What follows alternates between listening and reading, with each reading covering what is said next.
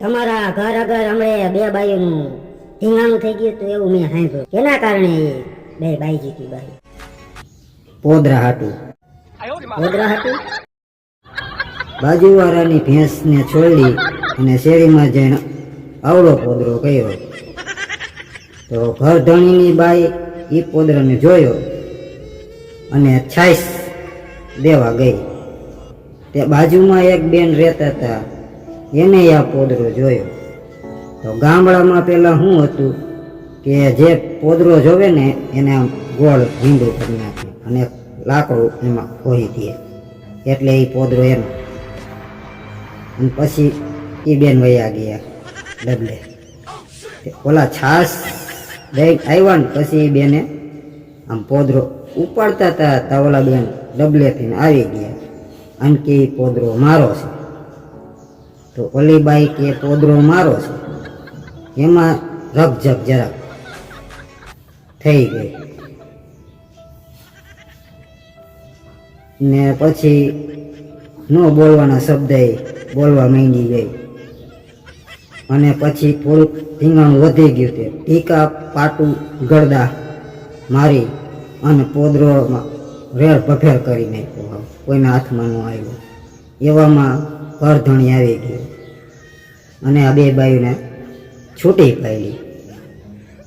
ઓલો એની બાયડીને લઈ ગયો, આ એની બાયડીને લઈ ગયો. તો એમાં કાંઈક ઓલી બાઈએ પોલીસ કેસ કર્યો એવું સાંભળ્યું. પોલીસ કેસ કર્યો પણ હવે એને જીતશે નહીં. હા, હવે એમાં બધી ઇન્કવાયરી બિહાર છે કે ભેંસ કોની હતી. ખરેખર એ પોદરો એ ભેંસનું હતો.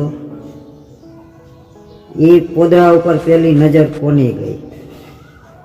એ પોદરાનું સેમ્પલ લેવાશે, એમાં ખોસેલું ઓલું લાકડું હતું એનું એ લઈ જશે, એના ફિંગર પ્રિન્ટ મેળવશે કે પહેલાં ખરેખર એ લાકડાને કોણ અડ્યું હતું. પછી ભેંસના ડીએનએ ટેસ્ટ લેવાશે.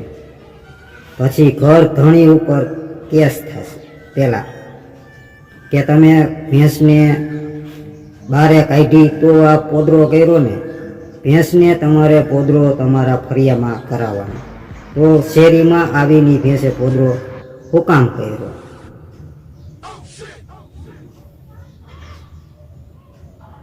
આટલી બધી માથાકૂટ હોય કેસમાં, તો કેસ થઈને જ પેલા માણસને બીવરાવી દઈએ, નહીતર અહીંયા જજને નવરાઈ ન થવા દઈએ.